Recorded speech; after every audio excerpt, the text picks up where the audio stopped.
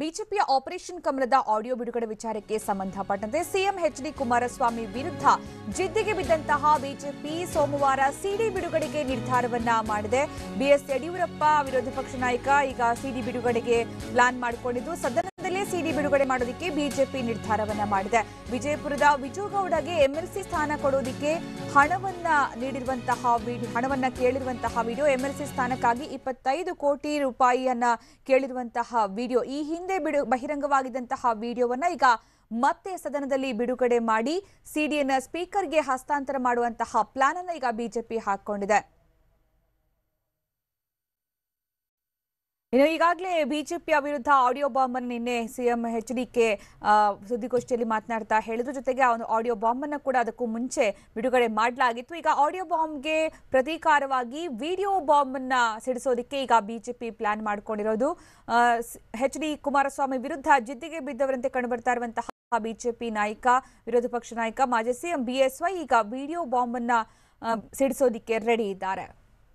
ಈ ಬಗ್ಗೆ ಹೆಚ್ಚಿನ ಮಾಹಿತಿ ನೀಡೋದಕ್ಕೆ ನಮ್ಮ ಪ್ರತಿನಿಧಿ ಕಿರಣ್ ಹನ್ನೆಡ್ಕ ಈಗ ನಮ್ಮ ಜೊತೆಗೆ ನೇರ ಸಂಪರ್ಕದಲ್ಲಿದ್ದಾರೆ. ಕಿರಣ್, ಈಗ ನಿನ್ನೆ ಬಿಡುಗಡೆ ಆಗಿರುವಂತಹ ಆಡಿಯೋ ಬಾಂಬ್ಗೆ ಪ್ರತಿಯಾಗಿ ಈಗ ವಿಡಿಯೋ ಬಾಂಬ್ ಅನ್ನ ಸಿಡಿಸೋದಕ್ಕೆ ರೆಡಿ ಇದೆ ಬಿಜೆಪಿ ಅಂತ, ಅಂದ್ರೆ ಆಲ್ರೆಡಿ ಇದು ಬಿಡುಗಡೆ ಆಗಿರುವಂತಹ ವಿಡಿಯೋ ಅಂತ ಅನ್ಸುತ್ತಲ್ವಾ?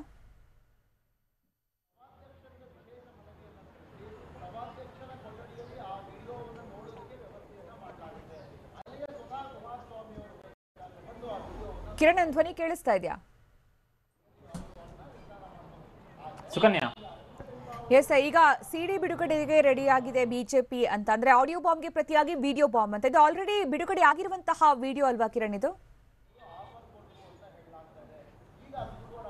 ಖಂಡಿತವಾಗಿಯೂ ಕೂಡ ಸುಕನ್ಯಾ, ಈಗಾಗಲೇ ಬಿಜೆಪಿಗೆ ಸದ್ಯಕ್ಕೆ ಕುಮಾರಸ್ವಾಮಿ ವಿರುದ್ಧ ಒಂದಷ್ಟು ಅಸ್ತ್ರಗಳನ್ನ ಪ್ರಯೋಗಿಸಬೇಕಾದಂತಹ ಮತ್ತು ತಮ್ಮ ವಿರುದ್ಧ ಬಂದಿರುವಂತಹ ಆರೋಪಗಳನ್ನ ಒಂದಷ್ಟು ವಿಷಯಾಂತರ ಮಾಡುವಂತಹ, ಅದನ್ನು ಮರೆಮಾಚುವಂತಹ, ಜನರ ಮನಸ್ಸಿನಿಂದ ಅದನ್ನ ದೂರವಿಡುವಂತಹ ಒಂದು ಪ್ರಯತ್ನವನ್ನ ತುರ್ತಾಗಿ ಮಾಡಬೇಕಾಗಿದೆ. ಆ ಸಂದರ್ಭದಲ್ಲಿ ಬಿಜೆಪಿ ಈಗ ಸಿಕ್ಕಿರುವಂತದ್ದು, ಈ ಹಿಂದೆ ಮುಖ್ಯಮಂತ್ರಿ ಆಗುವುದಕ್ಕಿಂತ ಮೊದಲು ಕುಮಾರಸ್ವಾಮಿ ವಿಧಾನ ಪರಿಷತ್ ಸದಸ್ಯತ್ವ ಸ್ಥಾನಕ್ಕಾಗಿ ವಿಜಯಪುರದ ಬಬಲೇಶ್ವರ ಮೂಲದ ವಿಜುಗೌಡ ಪಾಟೀಲ್ ಅನ್ನುವಂಥವರಿಗೆ 25 ಕೋಟಿ ರೂಪಾಯಿಯನ್ನ ಕೇಳಿದ್ದಂತಹ ವಿಚಾರದ ಸಿಡಿಯನ್ನು ಬಹಿರಂಗ ಈ ಹಿಂದೆ ಆಗಿತ್ತು. ಆ ಸಿಡಿಯನ್ನ ಮುಂದಿಟ್ಟುಕೊಂಡು ಸದನದಲ್ಲಿ ಕುಮಾರಸ್ವಾಮಿ ವಿರುದ್ಧ ಈಗ ಮತ್ತೆ ಹೋರಾಟ ಮಾಡೋದಕ್ಕೆ ಬಿಜೆಪಿ ಈಗ ತಯಾರಾಗಿರುವಂತದ್ದು.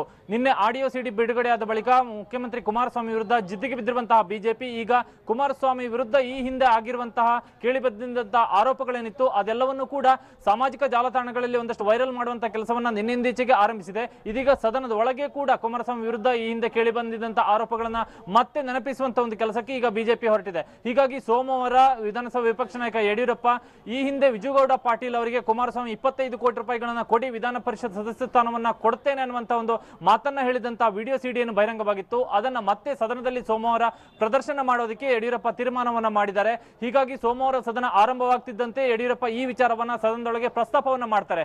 ಸದನದಲ್ಲೇ ಈ ಒಂದು ಸಿಡಿಯನ್ನ ಪ್ರದರ್ಶನ ಮಾಡೋದಕ್ಕೆ ಅವಕಾಶವನ್ನು ಕೂಡ ಯಡಿಯೂರಪ್ಪ ಕೋರುವಂತಹ ಒಂದು ಸಾಧ್ಯತೆಗಳಿದೆ.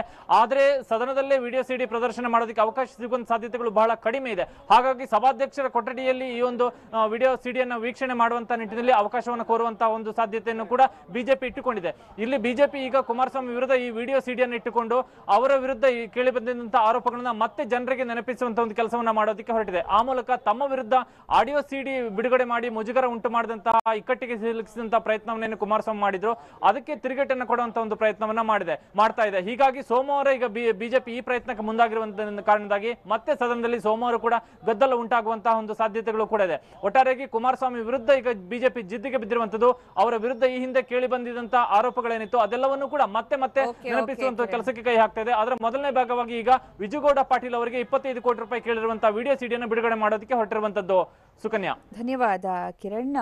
ಇನ್ನು ಈ ವಿಚಾರಕ್ಕೆ ಸಂಬಂಧಪಟ್ಟಂತೆ ಬಿಜೆಪಿ ಅರವಿಂದ್ ಲಿಂಬಾವಳಿ ಈಗ ಇದಕ್ಕೆ ಪ್ರತಿಕ್ರಿಯೆ ಕೊಟ್ಟಿದ್ದಾರೆ. ಏನ್ ಹೇಳಿದ್ದಾರೆ ನೋಡೋಣ ಬನ್ನಿ.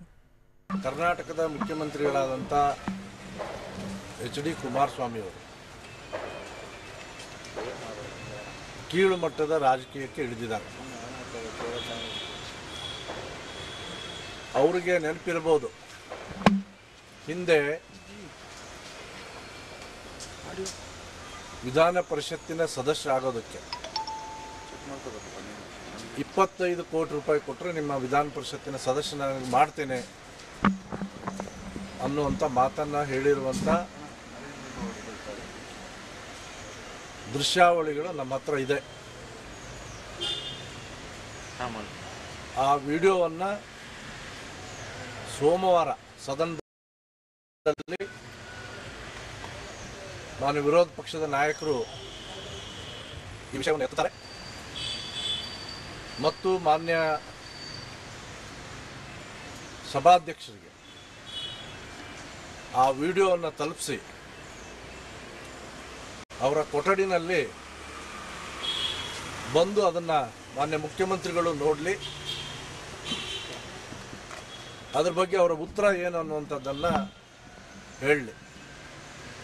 ಈ ರೀತಿ ಅನೇಕ ಪ್ರಕರಣಗಳು ಈಗಿರುವ ಮುಖ್ಯಮಂತ್ರಿಗಳು ಮಾಡಿರುವಂಥ ಉದಾಹರಣೆಗಳು ಮಾಧ್ಯಮದಲ್ಲೇ ಸಾಕಷ್ಟು ಬಂದಿದೆ. ನಮ್ಮ ಹತ್ರ ಇರುವಂಥ ವಿಡಿಯೋವನ್ನು ಸೋಮವಾರ ಸದನದಲ್ಲಿ ನಾವು ಎತ್ತುವಂಥವ್ರು ಇದ್ದೇವೆ.